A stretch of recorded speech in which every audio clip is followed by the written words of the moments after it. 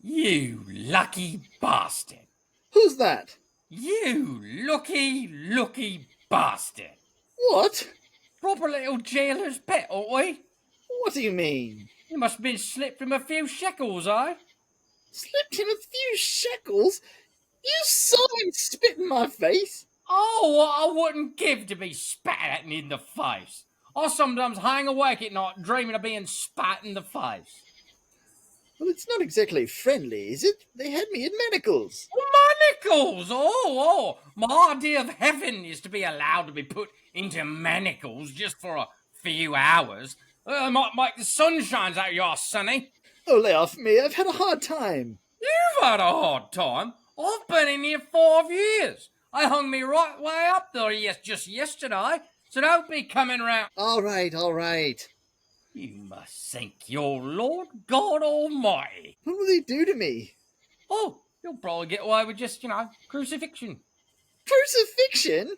Oh, yeah, first offence, yeah. Get away with crucifixion? It's the best thing us Romans ever did for us. what? Oh, yeah, if we didn't have crucifixion, this country would be a right bloody mess. Gods! Nail him up, I say. Gods! Nail some sense into him. What do you want? I want to move to another cell, please. Ha! Ah! Oh, look at that. Bloody favouritism. Shut up, you. Sorry. Now, take my case. I hung me up here 5 years ago. Every night they take me down for 20 minutes and they hang me up again, which I regard as very fair in view of what I've done. And if nothing else, it taught me to respect the Romans, and it's taught me you'll never get anywhere in this life unless you're prepared to do a fair day's work for a fair day's pay. That's what Oh, shut up. Yeah. Pilot wants to see you. Me? Come on. Pilot? What does he want to see me for? I think he wants to know which way you want to be crucified. Oh, nice one, Centurion. I like it. Shut up. Right. Terrific, right, Sir Romans. Terrific. Hey guys, Thomas and Grant here. This is something new. We hope you all enjoy it. Same sort of podcast as we did on the other one, but just a little bit different, and certainly indulging our own desire to do voices and screen work. So, now that we have talked about Monty Python and the Holy Grail, which was the lifelong dream of both of us to do on a podcast, we debated doing an entire sequel to that podcast because, spoiler alert, my audio cut at the end of the last one, which is why it abruptly ended with Thomas screaming about a bear. And it was hilarious because it gave us an opportunity to use more footage from the movie showing the police officer blocking the camera. And that's how the movie ended. And that was what we were going to talk about. So it doesn't really matter that we didn't because you saw it. So now we're going to do a whole new podcast where we can just vamp like we just did about Monty Python and the Holy Grail and cover all the other Monty Python stuff that not everybody thinks is hilarious in the group and certainly doesn't have memorized, which we do. So rather than bore them, we'll just bore ourselves, or more importantly, entertain. Today we're going to be talking about The Life of Brian. Came out in 1979. It tells the story of Brian Cohen, a hapless young man born in Judea on the very same night as Jesus, in the stable right next door. Throughout his life, Brian is constantly and absurdly mistaken for the Messiah. As he grows up under Roman rule, Brian becomes frustrated by the occupation and drifts into the orbit of a bumbling resistance group, the People's Front of Judea, whose endless squabbling with rival factions, splitters, far outweighs their actual opposition to Rome. Meanwhile, Brian finds himself repeatedly caught in comic misunderstandings, mishearing the Sermon on the Mount, blessed are the cheesemakers, stumbling into political rallies, and being unwillingly elevated by crowds who insist on worshipping him, despite his frantic denials. I'm not the Messiah. Only the true Messiah denies his divinity. The Romans themselves are portrayed as both oppressive and ridiculous. The governor, Pontius Pilate, reduced to a figure of mockery thanks to his speech impediment, and his very great friend, Biggest Dicketh. Brian's misadventures escalate when he is captured by Roman soldiers after a series of failed escapes. He is sentenced to crucifixion in a farcical process that treats death as a bureaucratic formality, complete with a sign-up desk where prisoners are handed out crosses. On the cross, Brian is joined by a motley collection of fellow victims, including cheerful neighbors and fatalistic rebels. As despair sets in, the film closes with a surreal yet oddly uplifting finale. The condemned prisoners break into song with "Always Look on the Bright Side of Life," whistling cheerfully as they face death. Satirizing religious dogma, political infighting, and blind faith in authority, Life of Brian manages to mix biting social commentary with classic Monty Python absurdity. The film caused enormous controversy upon release, banned in several countries for blasphemy, but is now regarded as one of the greatest comedy films ever made. Equal parts parody, farce, and sharp-eyed reflection on human folly. Thomas, I think you are really good at setting scenes, so I'm going to say that scene 1 and all of the scenes thereafter, you are free to start setting up, and we'll discuss as we go. So, fire away. Yeah, certainly. And just to go along with what Grant just kind of summarized with everything about the movie, the original idea for this movie came when, after the Holy Grail had already come out, a reporter was asking all the Pythons what they thought their next movie would be about, and Eric Idle flippantly said the name of the upcoming title that they definitely were not working on at the time, but it was called Jesus Christ: A Lust for Glory.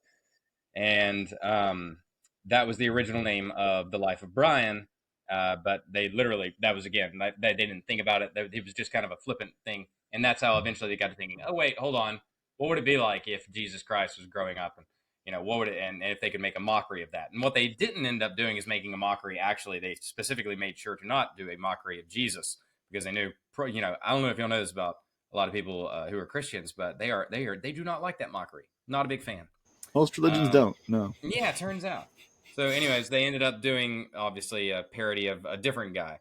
And so that leads us up to the nativity scene of the birth of Jesus Christ in Bethlehem. Doesn't say specifically, I don't think that it's in Bethlehem, but this particular scene opens up with the three wise men traveling a great distance over the dunes of the desert, and eventually arriving at the stable yard to which a child was recently born.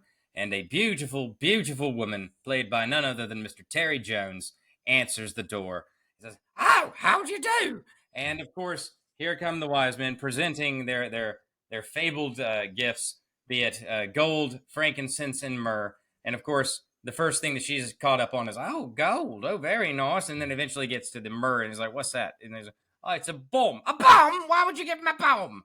And he's like, "Oh, it's a bomb." And obviously, it's everything you could ever expect it to have been if that had actually happened in real life, to where you went and visited a child who was recently born in a barn, and you gave it some gifts for no reason other than you had traveled a great distance. No one knew you were coming. Look, we got all this shit we've been carrying for just miles. Like 4 camels died carrying all the frankincense. We're tired of carrying it. You keep it. That baby is going to be special. We're out. I mean, but again, like, and also, like, the 3 wise men who were so freaking wise who went and found this child are never mentioned again. No, well, they gave some presents and they're like, "See ya." But then, they realized as soon as they leave the room, they go outside, they turn to the right, they see the real manger that they're supposed to be checking out, and so they come back, they retrieve their gifts, and she's like, "Well, if you come back, make sure you bring all the gifts again, but don't bring them there." So she's not especially grateful, but, at the same time, she didn't deserve the gifts. And then the baby Brian cries, and she slaps it, says, "Shut up." But that sets the tone for Brian's life from there. The wise men mistake him for the Messiah, but unfortunately, he will not escape being mistaken for the Messiah again. Turns out his entire life is just being mistaken for one wrong baby. Yeah, pretty much. So he grows up. The next thing, you see him, he's selling snacks. Which we will cover in a brief scene right now. Ladies and gentlemen, the next contest is between Frank Goliath, the Macedonian baby crusher, and Boris Mindbag. Want some... Thank you, fellows. Lark's tongues, wren's livers, chaffinch brains, jaguar earlobes, wolf nipple chips. Get 'em while they're hot. They're lovely. Dromedary pretzels, only half a dinar. Tuscany fried bats. I do feel, Reg, that any anti-imperialist group like ours must reflect such a divergence of interest within its power base. Agreed. Francis? Yeah, I think Judy's point of view is very valid, Reg, provided the movement never forgets that it is the inalienable right of every man, or woman, or woman, to rid himself, or herself, agreed, thank you, brother, or sister, Where was I? I think you finished. Oh, right. Furthermore, it is the birthright of every man. Or woman. Why don't you shut up about women, Stan? You're putting us off. Women have a perfect right to play a part in our movement, Reg. Why are you always on about women, Stan? I want to be one. What? I want to be a woman. From now on, I want you all to call me Loretta. What? It's my right as a man. Well, why do you want to be Loretta, Stan? I want to have babies. You want to have babies? It's every man's right to have babies if he wants them. But you can't have babies. Don't you oppress me. I'm not oppressing you, Stan. You haven't got a womb. Where's the fetus gonna gestate? You're gonna keep it in a box? Here, I've got an idea. Suppose you agree that he can't actually have babies, not having a womb, which is nobody's fault, not even the Romans, but he can have the right to have babies. That's a good idea, Judith. We shall fight the oppressors for your right to have babies, brother. Sister, sorry. What's the point? What? What's the point of fighting for his right to have babies when he can't have babies?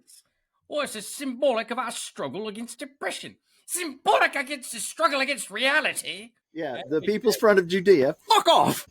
Brian at the Coliseum is the next scene we see. He's an adult selling snacks in the arena with his mother, Mandy. We now know her name is, by the way. I don't know if also, to be clear, is he an adult? Because he plays it like he's a 16-year-old child, but Graham Chapman is very clearly 40.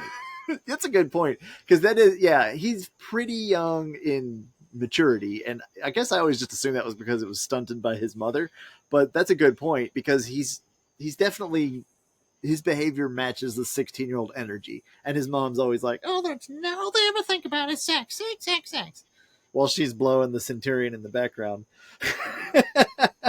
So the nativity scene is hilarious. You know, it's we get a pretty good idea of how spoofy we're going to be. We're going to walk up to the line of the story of Jesus, and we're either going to parallel it or we're going to see where it goes from there. And, you know, I'm not well enough versed in Brian's mythology, nor am I in Jesus's to know how well their lines diverge or not. But you get the Sermon on the Mount scene where he's talking and nobody can hear him because they're way too far away. And there's a whole misunderstanding. Did he say, blessed are the cheesemakers? You know, so you're taking it literally. It actually means anyone who's a distributor of dairy products. Right. And so one of the things that I noticed about just watching is the budget has improved a lot from Holy Grail. Yeah. And what they've spent it on mostly is extras. And that's important because, you know, these are going to be large crowds of people listening to various prophets discuss, because this is Judea in 0 AD, or no, I guess what, 32 AD. They are filming in Tunisia. Whatever, 32 years after the birth of Christ. I guess it's not AD, though, because he's still around. However old he is, well, he's on the Sermon on the Mount. A lot of people didn't catch all the words, is the gist of the scene. So there's misunderstandings galore as to what he's actually talking about. There's a bit of fighting over people's nose sizes. So we have a lot of, oblique or very on the nose jokes about Jewish people. Quite literally. In Judea. Yeah. You've also got the Roman centurions in the background, but it's all, you know, it's what the area was at that time. It was just a desert wasteland, and it's scrub brush at most for your foliage. So everything's just kind of dusty. Juniper bushes are the most luxurious plant I saw throughout the entire movie. So it's kind of bleak from that aspect. You've got death and dismemberment at every turn, which isn't new for Monty Python, but it's a little more like baked into the background. What were your thoughts on Brian's early life before he gets into the discussion with the People's Front of Judea? Going even all the way back to the beginning, like when you said there was some blurry lines as to whether or not this is parallel or perpendicular or right along the lines to Jesus' life. I mean, it's pretty clear starting off.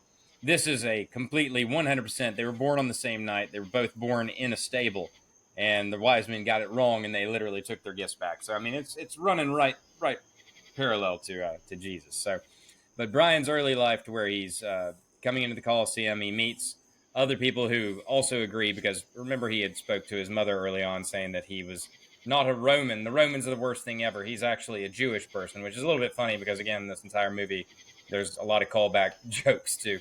I mean, as a matter of fact, when he says, no, I'm not a Roman, Roman, he immediately then says all the worst things you could ever call a Jewish person about themselves, saying, I'm that. I am not a Roman. I'm that.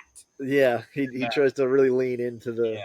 stereotype. So, like, completely different than probably, like, I would say any moment in history when it comes to Jewish people, because it feels like, for whatever reason, we just won't stop persecuting the Jews. It is And unfathomable. it Yeah. is really, I mean, like, I'd say today would be a great example of maybe the opposite way. But, whatever. Well, it the point you're kind of obliquely making kind of connects to the theme in this movie, which is that discussion they have about what have the Romans done for us. It's like all these things that have been done that are great, and so therefore all these other horrible things that we're now doing are justifiable. And it's like, okay, but no, that's not how that works. It's great that you've done all those things. That should just be where it ends. There's no quid pro quo. This is what governments are supposed to do. Yeah, and also it just shows that people are completely unhappy no matter what, only Right. because they're unhappy. And as long as they can find someone else who's also equally unhappy, they can blame for their unhappiness, they will factionalize and go along with whomever. So you meet the People's Judean Front, and he goes, oh, are you the People's Front of Judea? Fuck off.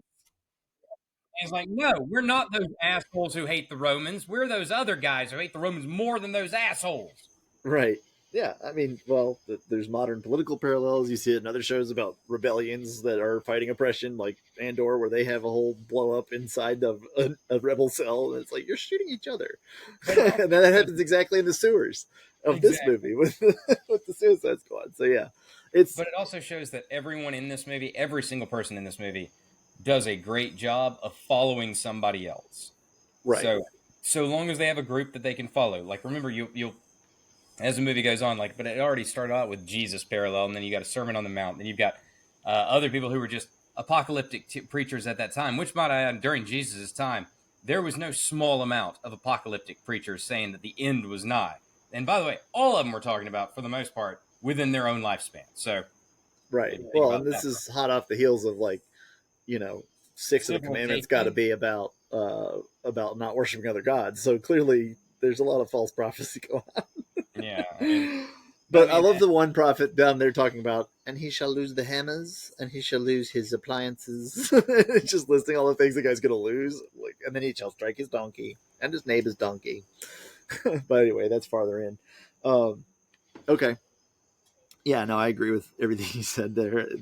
The parallels are obvious, but it doesn't, again, like you said in the beginning with your intro, they don't mock Christianity, the religion. They don't even address it. He says the Sermon on the Mount stuff. They don't mock Jesus. Right. They mock organized religion that has sprouted forth thereafter. They're not mocking the message of Jesus, nor are they mocking modern Christians. They're just mocking the systems in play that have plagued all religions and all forms of government that have sought to oppress.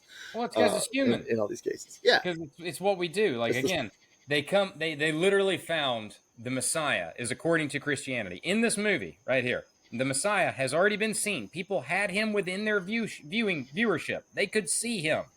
And they chose to also follow Brian because that's how fickle people are.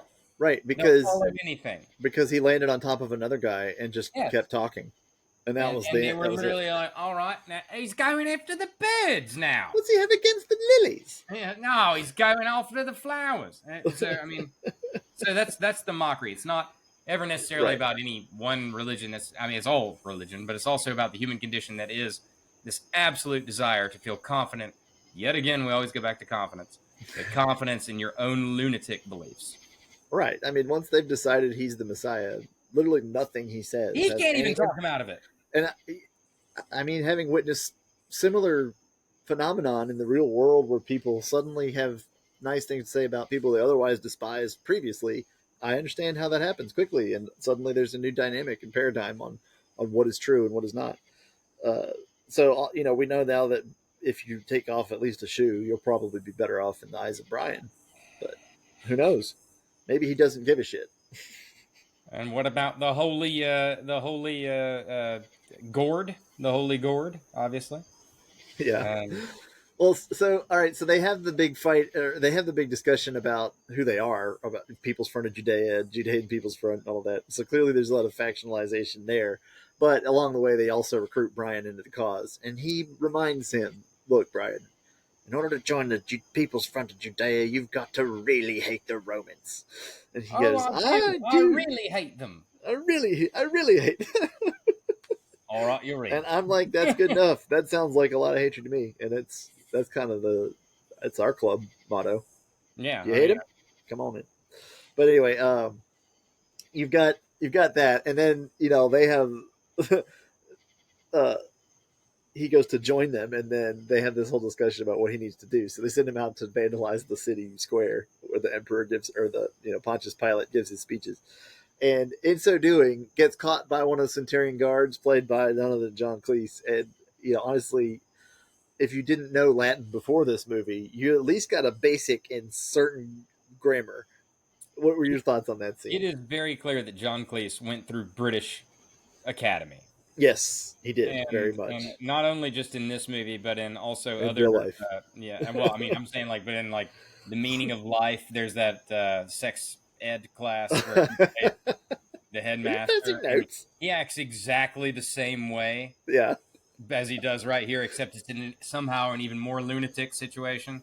Yeah. I watched a 20-minute video on YouTube today about a guy who speaks Latin breaking down this scene. And the guy was like, they nailed it. I mean, yeah, very good. They're not going to miss. He's like, when the guy says when Graham Chapman's character is says Romanus or whatever, he goes, that's not a word, and that's why he's mocking him right there, because it's not a word. It sounds like it should be a word, but it's not a word, and that's why he's like, and who are these people, eh? The Romanus. Romanus. He's got him by the ear. He's like, I'm sorry, I'm sorry. And then when he grabs him at the end and puts the sword to him and conjugate. No, he's just like the strictest grammar teacher of all time. He's like if Dr. Southern had really lost his marbles at Hillcrest and just said, you know what? We are going to learn the structure of a sentence today. It does. It probably would have worked for me, honestly. I would have probably remembered it. I feel like if I ever had a British teacher who was trying to teach me another language, that is how they would try to do so. Can you imagine? Under the threat of possible stabbing and/or some form of expulsion. No doubt, no doubt. Can you imagine if we had been educated by British teachers exclusively, how insufferable we would be today? Because we would have just vague British accents on the baseline anyway, and then we would really ham it up for this kind of stuff. Which honestly, we're rusty because we're not even diving. We missed the boat on Monty Python, to be honest. We had some great scenes because those scenes are great, and anybody doing that dialogue correctly is going to be funny. But our accents need work. Well, no, I mean, it can't be perfect, and we don't have middle school hallways to troll walking up and down practicing them anymore. I was going to say, I mean, I can't just do a British accent all day, every day, and I mean, yeah, it'd be hard for business. It would have been. You'd have to really commit, otherwise you'd confuse them. Move to England. One day it's Michael Palin, the next day it's John Cleese. And John Cleese, of course, is very difficult because he gets lower at times, and then at times he gets very excited. Yeah, he's either talking in a very normal but crisp voice, or it's very guttural. Of all the different ones that they say, but I don't have an actual Cleese. I've got just. Yeah, well, plus when he really gets going, he gets kind of screamy, and that's hard to do for anybody accurately to make it sound the same. But anyway. We won't bore you with the logistics of voice acting. Yes. So you've got the People's Front of Judea. He's out there vandalizing. He gets caught. The guard makes him paint it on the wall 100 times until he gets it right. And then the next morning comes around and he finishes, and it's new guards, and they don't know anything about the weirdo that gave him the grammar lesson. So they're just like, oh shit, this guy's been vandalizing property. So immediately he's on the run from the Romans. And I feel like every time he runs, he gets caught. Eventually, whether it's immediately or after some haggling in the square. But this time, I think this is where the haggling scene comes. He takes off running, he gets into the plaza, of the bazaar, and there's all these people doing stuff. He runs into Eric Idle, who's selling whatever shit. He's looking for a beard. Yeah, oh, that's right. This goes back to why we should have talked about the stoning scene. Because the rules in Judea, by the way, if you're going to attend a stoning, you cannot be a woman. Now, the entirety of the crowd, with the exception of Brian standing in the back, are women, and they're all wearing fake beards. And so when the stoning takes place, it's all women stoning the men. So frankly, it's hard to really complain. It's like, and you can hear them the entire time. Like, yeah, we're going to get him now. Yes, of course, we're going to kill him. Stone him! I mean, stone him. Stone him. And So there's that's one pretty in funny. every crowd, isn't there? There's one in every. It's so funny, John Cleese. Anyway, so then he's negotiating, or he's trying to buy. He just wants to buy the beard, and For Eric 20, Idle's for 20, whatever the dinar, I think they're dinar. using.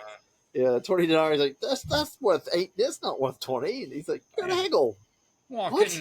I wouldn't pay 14 for this. At least, thankfully we don't live in that world where every time you go to buy something, you fucking negotiate with the Oh, it with the killed me. cashier. Yeah. I mean, I'd But- like a couple extra bucks off, but I'd pay the extra $2 to not have to haggle. Yeah, exactly. just it's like buying a car. It's the same thing. I don't want to negotiate. Just give me the price. I know what I'm paying, and then let's talk about how I'm going to finance that. I don't really care to negotiate. But anyway, he does his graffiti lesson. He gets chased. He does the haggling. Finally, he secures a beard. He flees for even further. And this is where things really go awry for Brian ultimately in his life, because if he gets caught for the vandalism, I mean, he'll probably be crucified for that, because it seems like that's the punishment for all the rule breaking in this place. Does feel like first offense, right? But he in trying to escape jumps out of the window and lands on top of a prophet doomsaying outside, and lands in his spot, and everybody who's standing there first applauds that he shut the other guy up. I guess what he was saying was not that good. And then they want him to say something, and he realizes he probably should, so he doesn't look weird to the Roman guard standing directly in front of him. So he just starts talking, and it's like, it's boilerplate golden rule: be nice, don't judge other people lest you be judged. What? Me? Judged? Yes, you. Oh, thanks. Not just you, everybody. But anyway, so that's where he starts. He's just talking, and then he's done with that because they have looked away, so he's ready to keep running. And then there's trouble afoot, because after he starts to walk away, people want to know more about what he was saying, because he's had a go at the lilies. He said, "Consider the lilies," and he said, "Well, then the birds." And now he's going on about the birds. He says the birds are scrabbling. No, the birds are scrounging. Yeah. What's he got against the birds? It's the lilies. Now he's got one about the flowers. I like flowers. They're lovely. Yeah, so people immediately misunderstand what he's saying, because he's not really talking and about they all anything. attempt to interpret any of the things that they didn't understand in the first place in 15 different ways. Some of which finding as he runs away that his leaving a shoe means that they should all have shoes, or that they should all go collect the shoes, or they should possibly worship the shoe. And then, of course, there's the religious gourd that's still come into play, because he did have a gourd, and he offered it for £10, and of course I couldn't sell it to you for £10. It's not worth £10. Well, I just bought it from you for £10. It's all lunacy. Yeah, but it's not worth £10. Yeah, of course. Yeah, exactly. And so, like, again, just it's a bit on the nose, but every single time, everyone interpreting things in the same way that they want to believe them, and it doesn't matter what anyone produces outside of that, they're all going to say that this is the only way it could ever be right, because, of course, it is. They're the ones who thought of it. Right. Well, and like you're saying, too, about people never being happy, there's the scene with the ex-leper. Alms for an ex-leper! Alms for an ex-leper! I'm sorry, did you say ex-leper? Yeah, some bloke walked up and healed me. Took away my livelihood. Didn't even ask me about it, No consent. No consent. That was pretty good. Him bouncing around and just his skivvies trying to pawn money. So just weird. because Like, it doesn't make any sense. He's just bouncing around. He's just hopping around. Okay, what did you say? Come on, please say. Haggle. Oh my god. And then, so to further compound the factions that we were talking about earlier, after the whole scene, he gets arrested finally, because this whole charade is not going to last. He gets arrested and he's presented to Pontius Pilate, who has a bit of a speech impediment. So the guards, that becomes a problem for Brian immediately, because he can't really understand what he's saying. So he corrects him, which is obviously a mistake for anybody that's dressed as a Caesar. The Hail Caesar salutes are really funny. The Roman centurion salute, which looks like this, well, at least the Monty Python version does, is pretty funny. But at any rate, he's being arrested and verbally abused. Throw him down. Throw him very hard. Throw him very, very hard.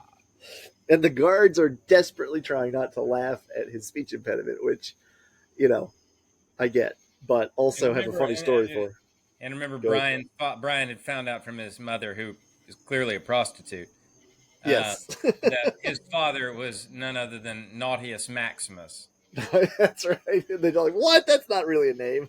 It's one of those comical names that, Claudius Maximus. something like Bickus Dickus. Is there something funny about the name Bickus Dickus? I have a very good friend named Bickus Dickus. Yeah, and one of the guards loses it, and he's thrown to the I want crucifixion. him in. I want him in Centurion school by the end of the day, or Gladiator school. Gladiator school. Yeah, that's right. But John Cleese's about the name.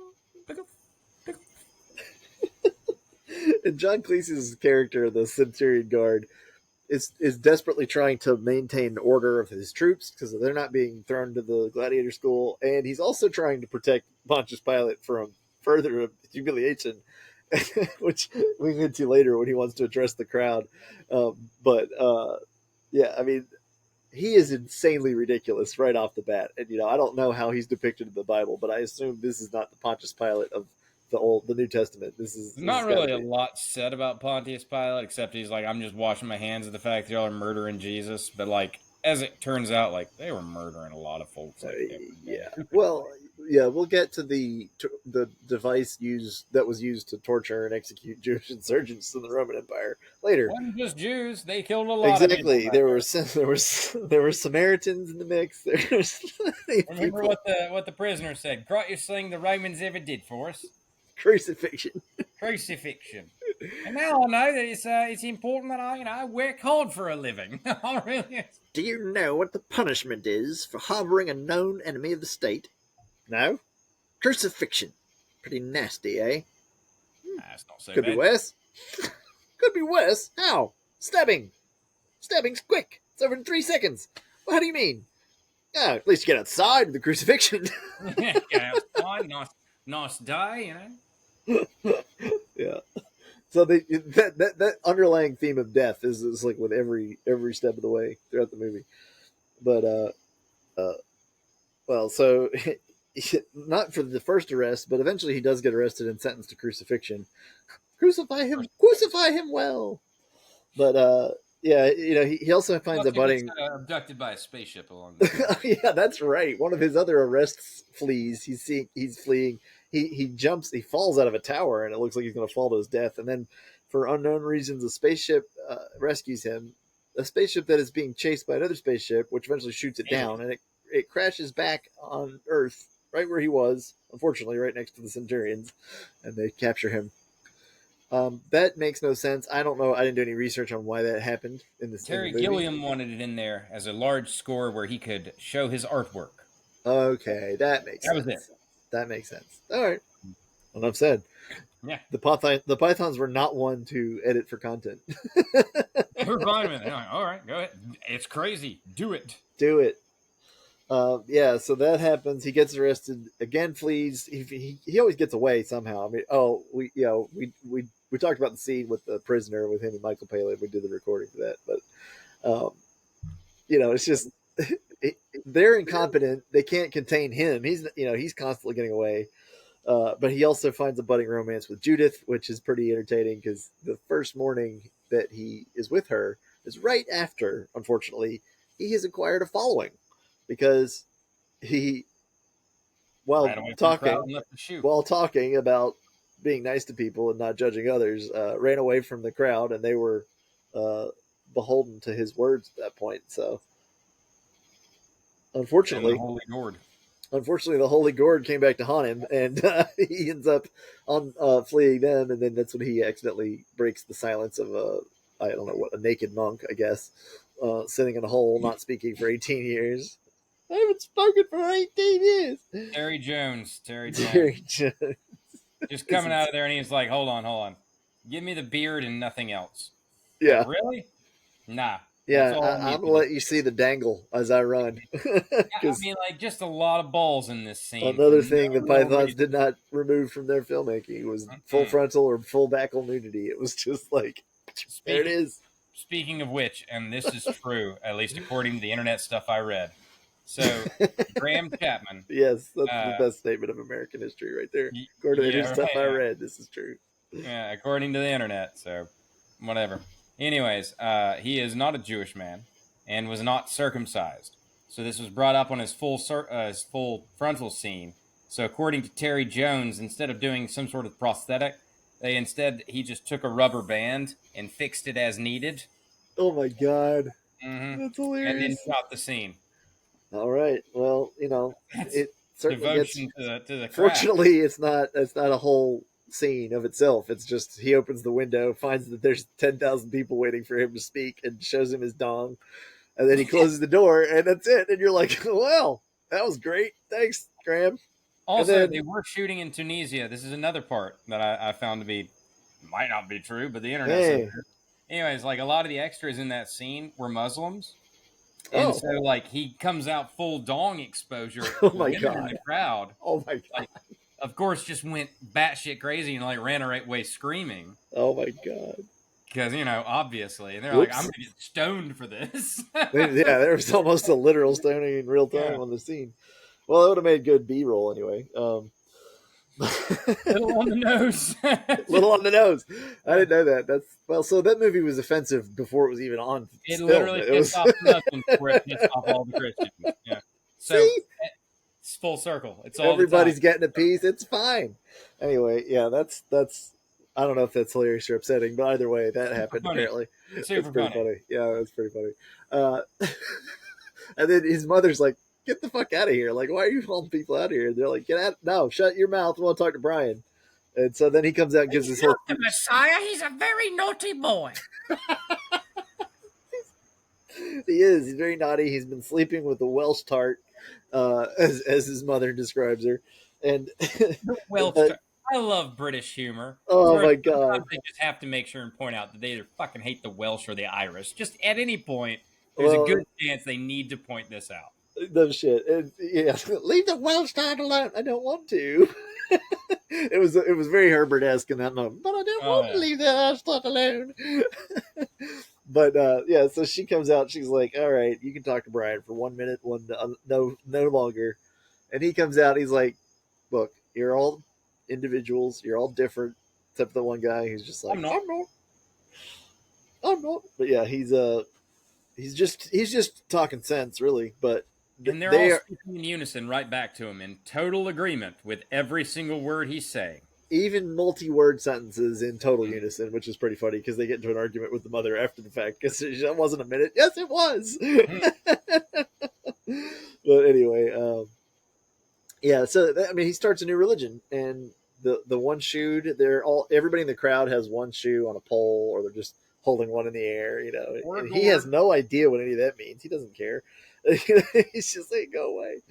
But yeah, so he's got himself a woman now, but then eventually, the religion, being the Messiah, whether you deny it or not, is not going to be sufficient to save you from the centurions, because eventually they catch up to him, and he is sentenced to crucifixion. And the scene where he is going to serve his sentence and be processed is just more classic Python. But you have Michael Palin as the jailer, and he is doling out crucifixion crosses as people come through the door. Through the door, to the left, one cross each. One cross each. He is very soft spoken. One cross each, very polite. And then Michael Palin walks up, and Eric Idle walks up. He's like, "Crucifixion? No, freedom for me. Actually, let me go. Release. They said I could go live on an island somewhere." Oh, how lovely. Off you go then. To the right, then. Oh, no. So crucifixion. Okay, good. Yes, to the left. One cross each. Off you go then. You're free. Yeah, off you go. I'm just pulling your leg. Crucifixion. I'm just pulling your leg. Just pulling your leg. So yeah, Eric, you get the first guy who's definitely down to be crucified. And then Brian comes along and he's like, "Is this someone I can talk to? Can I have a lawyer?" And do you have a lawyer? Well, no, I'm Roman. Oh, so crucifixion. Good. Yes. Yeah, so he just sent out the door. But yeah, they put him up. They walk out, and they're all lining up to march, and it's it's not the same guy, but it is Michael Palin again. But he's standing outside and he's like leading the charge, but he's trying to give advice to the guys. He's like, really put your back into it so that it's a shorter walk. And then when the other guy starts barking order, he looks visibly pained by the whole. He's like, this is unpleasant. Like, you don't have to yell at them. They're going to march to their death. You start seeing like hints that, and even the other guy's like, it seems a bit wasteful of all human life. Yeah. Also, I love when there's the priest guy who walks up and grabs the cross from the other guy who's struggling. He's like, "Let me carry your burden, brother," and like that guy just fucks off immediately. And as you would do. I would do the same. Like, I'm out, you dumb fuck. I'm out. Yeah. Oh yeah, no, like in that world, you got to save yourself. There's no doubt about it. Well, I'm actually not supposed to be here. If he comes back, you'll come and get me, though. Yes. yeah, sure, yeah, we'll do that. But one of the things that was funny was that the two like assistants behind the jailer who's politely dealing at crosses. You've got Eric Idle and Terry Jones, and Terry Jones looks like a weird psychopath with a little leather cap on, with a scrunched up face that he always does. And he's completely bonkers, and everything he says is insane. And Eric Idle's character has a stutter, so he takes 10 minutes to say anything. And then later on, there's a scene where the Roman centurion's trying to find out if the crucified guys have been sent off because he's trying to go get Brian to free him. And they're doing their whole bit. And then as soon as he walks out the door, he's like, so anyway, you were telling a story? He's like, yeah, I just didn't really like the way it was. They're just totally normal having a conversation. I'd never seen that. It wasn't my bag of tea, Yeah, it wasn't my bag of tea. So that was hilarious. But yeah, I was laughing throughout all of that. And, they don't show the hammer and nail bit, but I did notice that is there. Yeah. And it is a reminder that these were horrific torture devices that were used to torture and execute insurgents during the Roman Empire across the entirety of their empire. It wasn't specific to Judea. And isn't that wonderful that we made the death penalty in the most heinous of ways in the entirety of like the most popular religion in the world? Right, like it's the guillotine. By comparison, is one of the most humane inventions of humanity. Very humane way of killing people. That's why it was invented. But to stretch your body out so that you slowly suffocate while being exposed to the elements, and presumably wildlife of whatever nature was in the desert of Judea at that time. I'm sure vultures were in plethora. But yeah, it's insane what we do to each other. And all for the name of, in this case, control of other human beings and authority and oppression. And the fact that it was, in Brian's case, the fact that he's just a regular citizen and he's innocent of any crime, really, other than the vandalism. He does have good grammar, though. So. He does well. He's learned lessons. He's become a better citizen. He's moving up in the world. But yeah, I don't know. It's pretty funny. But then you get the gallows humor at the end with Eric Idle singing. It's always always look on the bright side of life. The bright side of life. Life's a bag of shit when you look at it. Yeah, it's a bag of shit when you think of it. So, my thoughts on the movie overall, because we loved the Holy Grail. Obviously, that was how I got into Monty Python, and I know that you did as well. And we talked about it in the last episode, how important that one is as a baseline, because I feel like it's a movie with a storyline, even though it does bounce a bit, and it's so absurd that you don't really have to suspend much disbelief, because you realize that most of this is a fever dream pretty quickly. But this one is very different in tone, because it is a story. It is the story of Jesus in a lot of ways. Obviously, the individual events that Brian encounters are different, but a lot of the same types of things happen. Misunderstandings of his message, all the misinterpretations of that message in future that we deal with today, and whose message is the most clearly interpreted, and all that shit. Not a single one. Right. Yeah. So it made the movie feel like, as funny as all of the bits were that they do, it did kind of have more of an edge. And it wasn't that I was offended by any of it, of course. It was just that it was just a more serious allegory, I guess, in that way. Because it was more directly on something that's pretty sensitive as a topic in general. Oh, I totally agree. I think that anyone who's listening to this or has known us for years or has ever heard us even talk about this, it's very clear which movie we first watched and first enjoyed. And The Life of Brian, even once we saw that movie, especially as kids, we didn't really understand the purpose of it. We thought it was just going to be another Holy Grail, which the Holy Grail was a series of skits that were tied together loosely based upon a Right. concept of Sir Gawain and the Green Knight and Arthurian legend. Yeah. A Versus lot of this, content the there. entire biblical uh, structure of Christianity and Judaism, and the birth of Christ in essence, and eventually the crucifixion of him, which I think as 12 to 15-year-olds as we were at that time, maybe we weren't looking into it that deeply. No. Yeah, I definitely thought it was funnier the first time I saw it before, Yeah. because I was probably looking to find offensive humor at some point. Like now, I just don't find any humor offensive because I don't. Because it I think can't be. exactly. But like as a kid, there was stuff that I was, and I see it in modern culture, whether it's a political thing or not. It's still with comedy, and everything's political nowadays. But with comedy, especially, like if a guy is being especially offensive just for the sake of being offensive, people will gravitate to that. And now I used to seek that, like Daniel Tosh or something. Yeah, because we're was all just being children at some gross. point. Yeah, we've all been Yeah. children. And Now I'm like, if you're offending people because of their beliefs, I don't really care about that because your beliefs are subject to offense. yeah, I mean, beliefs are also subject to scrutiny. And Yeah. yes, humor can be offensive.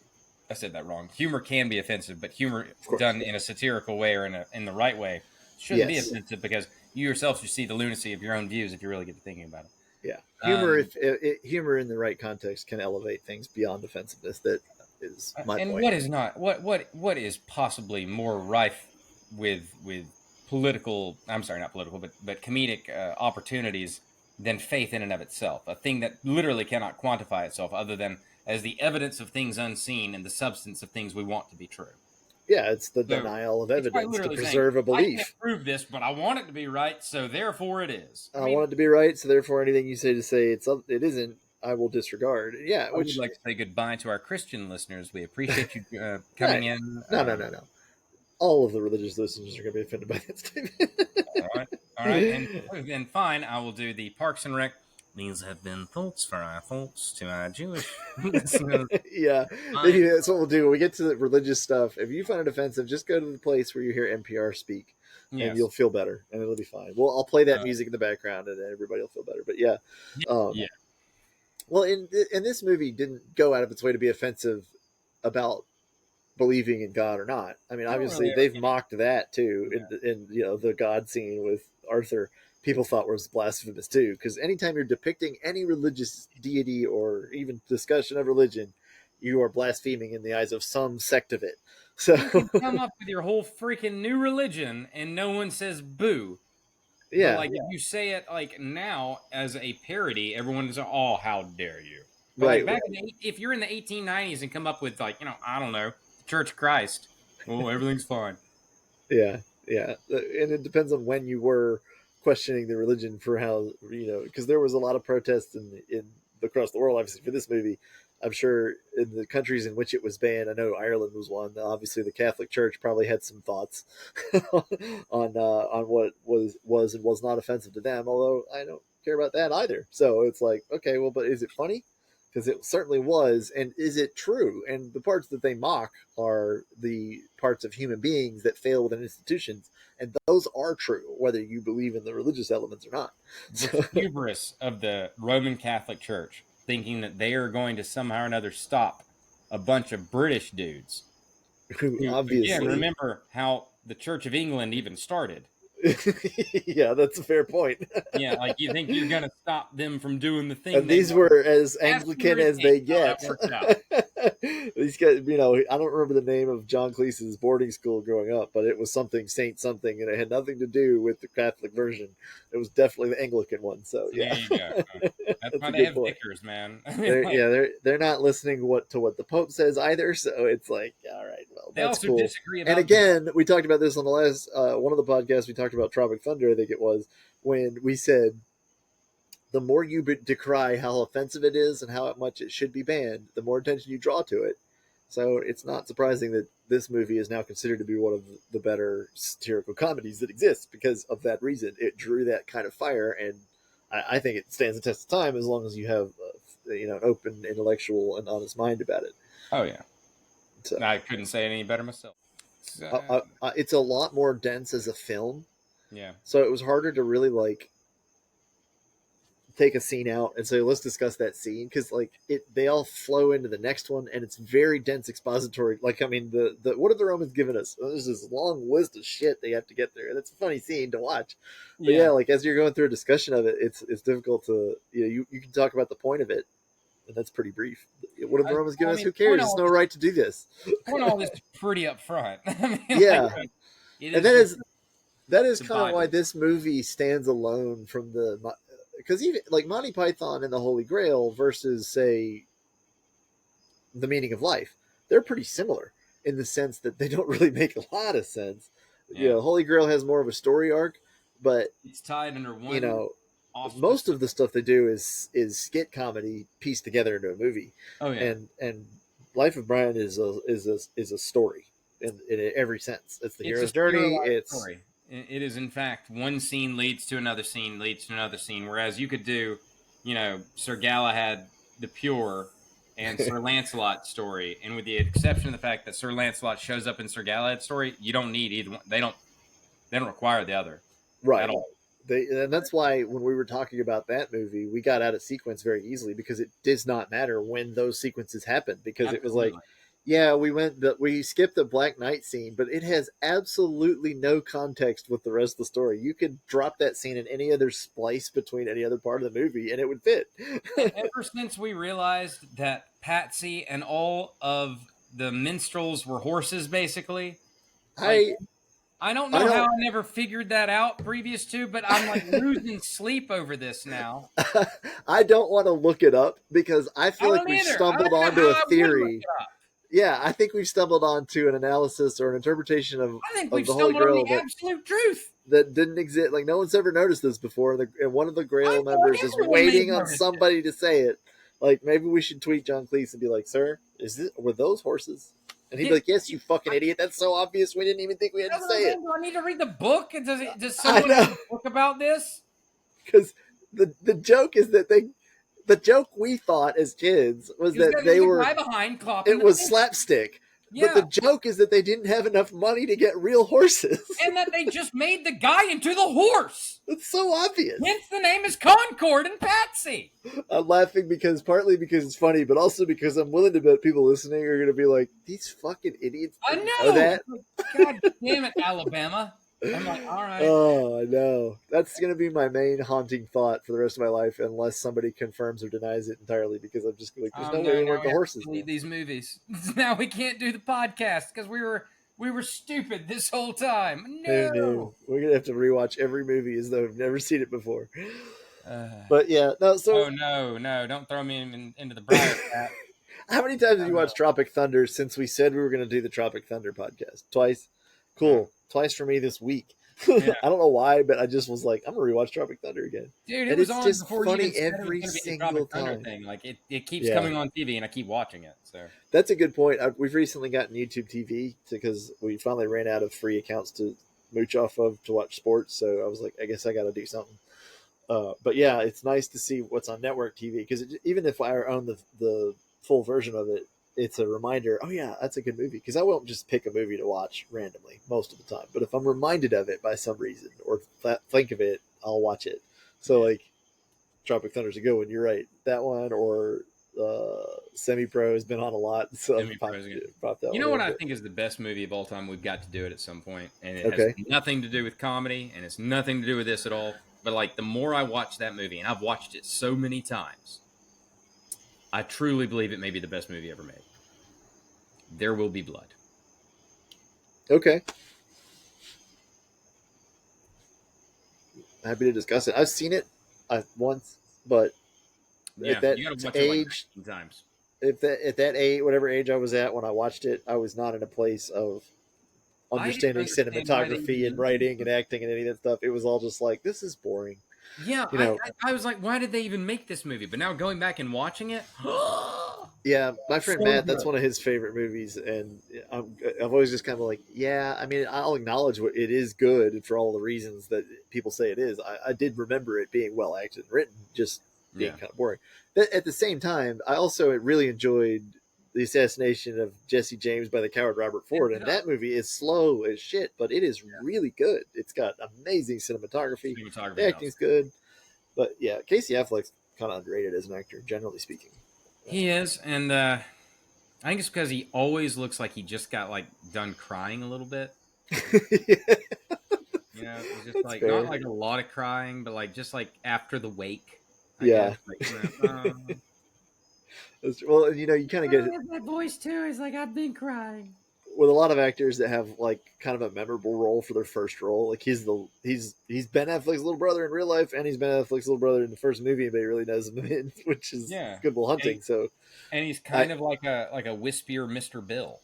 yeah, He's like, oh no, yeah, that's true. oh But no.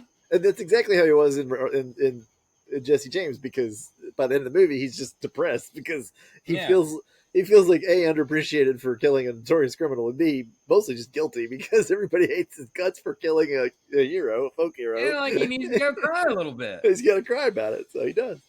Yeah.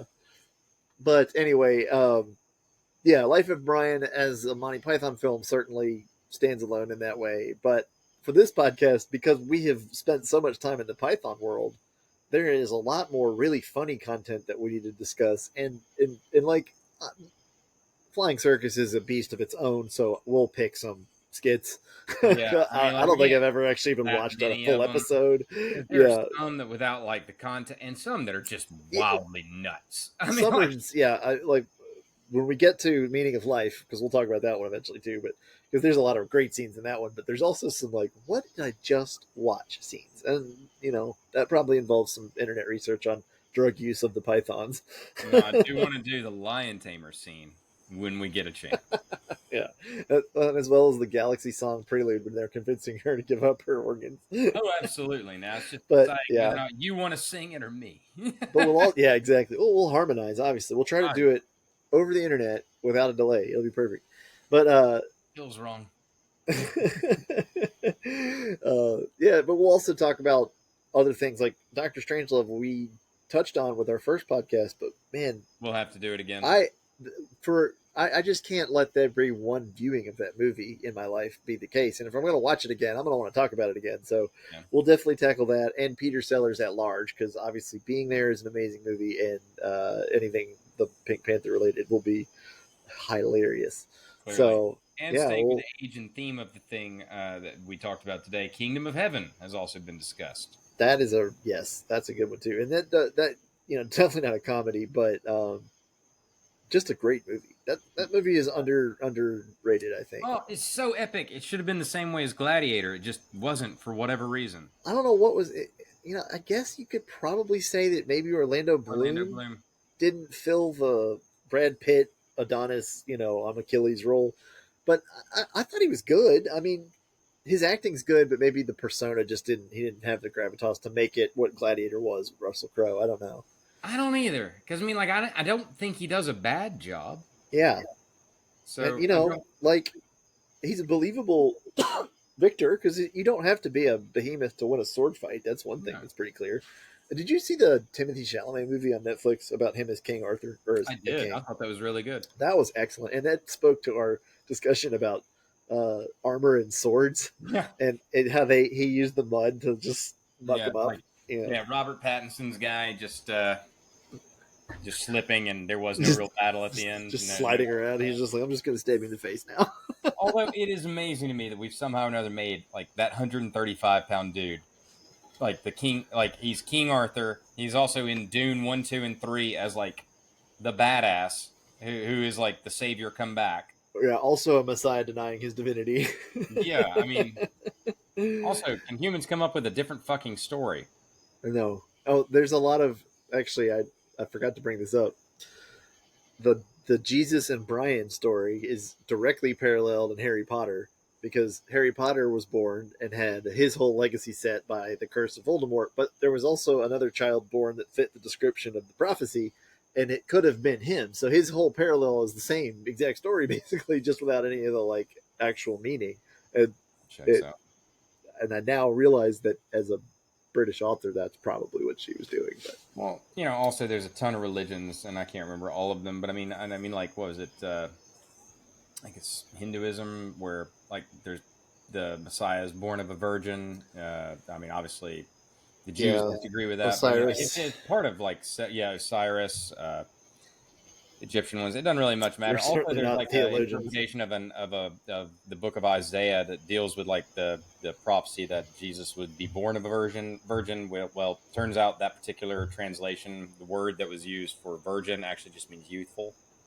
So instead of a virgin woman, it's just a youthful woman. So it turns out the whole thing might be bullshit in the first place. So, anyways, I'm not. So again, goodbye to our Christian viewership. Parthenogenesis setting aside.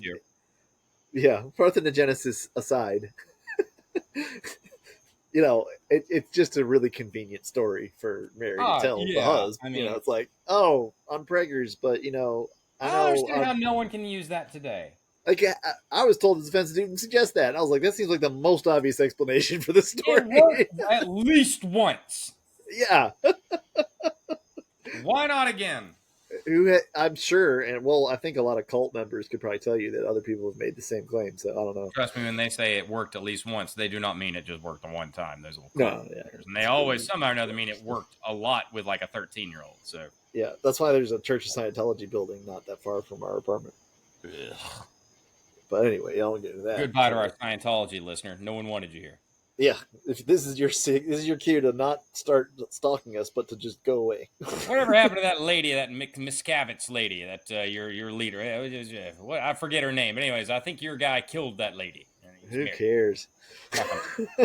Yeah, But anyway, yeah. Life of Brian. Life of Brian was a good second Python movie to get into, because you get a story and the ridiculousness of Python. Then you get a really good like movie of a story of substance, and it has a lot of great bits and jokes and really funny one-liners, especially, which is kind of makes it hard to do a lot of skits for, because it's not a lot of dialogue. It's a lot of like barbs thrown from the crowd, because there's a ton of people in this movie, which does kind of cause the quality of the audio to suffer, because so much dialogue is said by people in the background, or they're not close enough to the mic, that the main actors have or something. So you get varying levels of audio, so you have to turn it up and down. But I mean, that's a movie quality problem of the 1970s, not so much the Pythons in particular. But based upon how much they did with so little on the Holy Grail, I think they should have cut the budget down to nothing for this movie and told them everything you want to do, you have to do it the same way you did in the Holy Grail, which is not have enough money for it. Then when you get the invasion of a castle with one army, you get men who are literally riding Patsies and Concord, human horses.